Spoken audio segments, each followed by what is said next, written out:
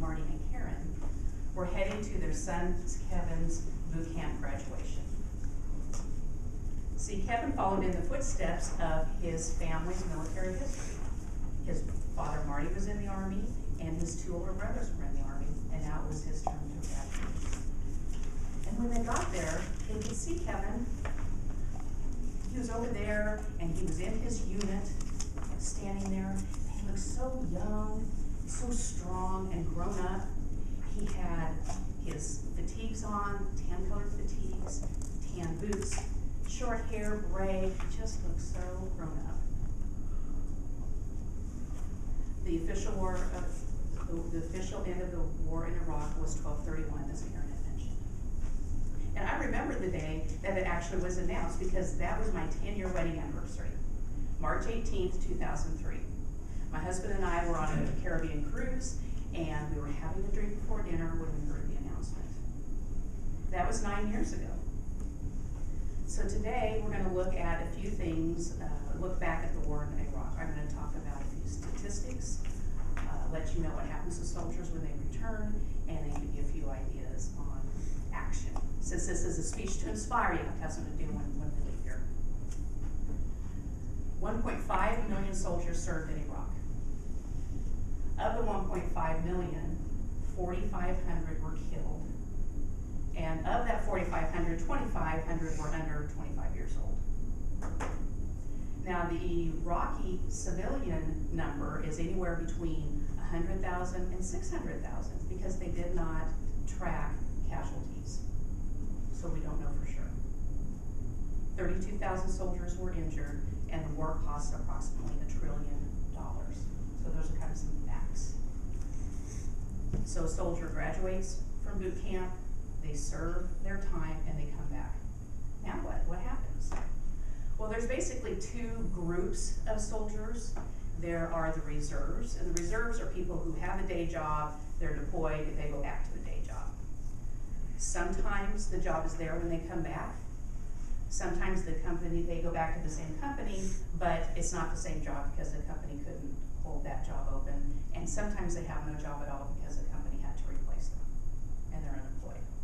The second group of soldiers are those who are still active in the military, and they go back to a base and go to their job on the base. Issues that soldiers deal with when they come back the list is very lengthy.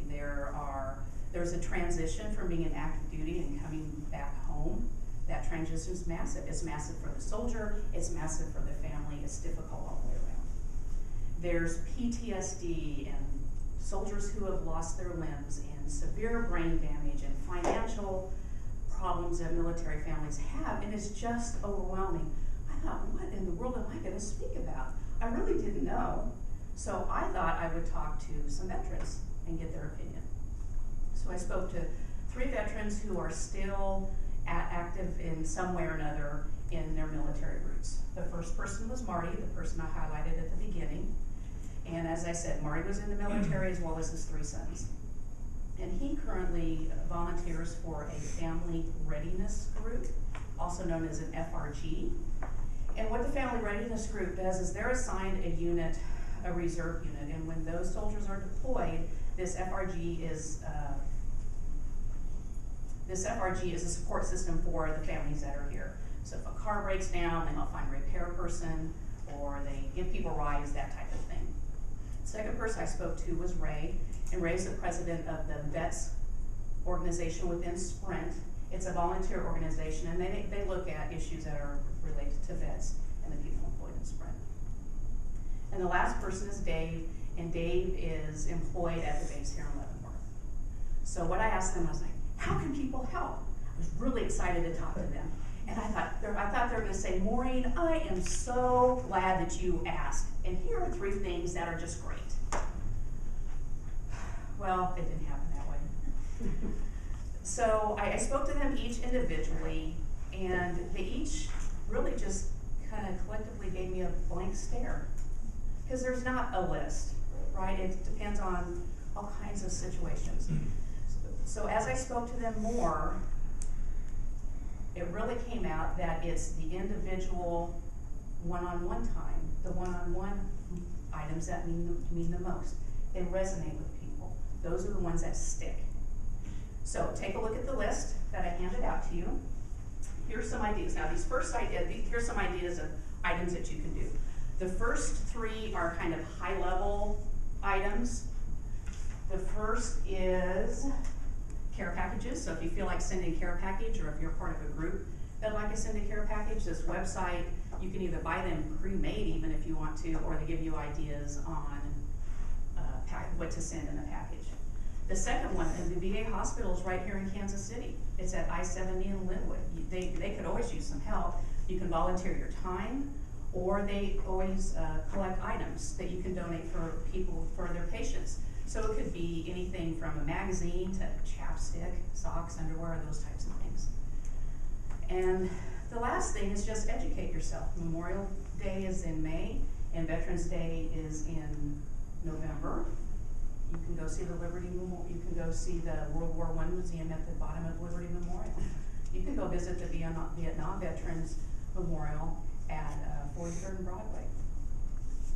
So those are some kind of high level things.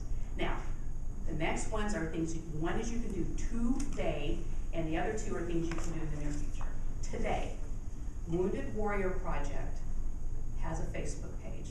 Now the Wounded Warrior Project is a project that works with soldiers who were wounded in the war and who are still in the hospital. They work with them and their families. I encourage you to go to their website. There's a lot of information. We do not have one here in Kansas City, but there are probably 6 or so around the United States you can look up. But they have a Facebook page where you can send a thank you note. You log into the page. They have templates of 3 or 4 or 5 styles of cards you can send. You can type your note, and they will hand it to a soldier who's in the hospital. Each one of you can do that today. And if you don't have a Facebook account, it takes a minute and a half to get one, so there's no reason. Then you can see what Facebook's all about if you haven't already. The next one is thank a soldier, and I have to say that you hear that all the time, and I wasn't really embracing this one at the beginning, I have to tell you. But the way one of these gentlemen described it to me is, it's like you're in a game and you won, and people are like, hey, congratulations, and they're clapping for you, and I'm like, okay, I got it. That resonates with me. I can do something like that. And then the last one is maybe do something anonymously, like buy somebody their lunch if you see someone uniform, or their gas. Can you imagine going up to pay for your lunch, and the cashier says, don't worry, there's no bill today. Karen said, thank you for your service. Now that's cool, and that's something that will resonate with both of you.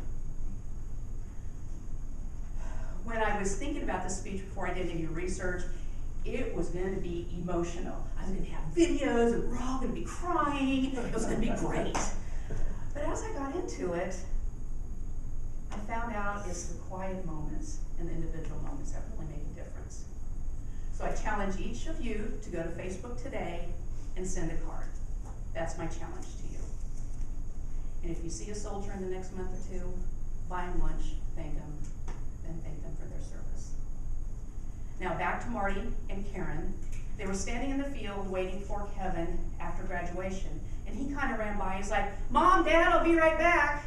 And he and his friends were going to the end of the field. There's all these white tents. And in the tents were vendors. There were vendors that were selling sundries, or they were selling army paraphernalia, etc. And slowly you see soldiers emerge, and their pockets are full of junk food. Candy bars, chips, soda. And I thought, how interesting that someone who has just trained to defend our nation and will go off to war, and the first thing they want to do when they leave boot camp is shove their faces full of junk food.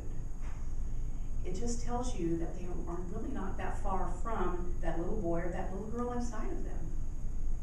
What a contradiction. What an image.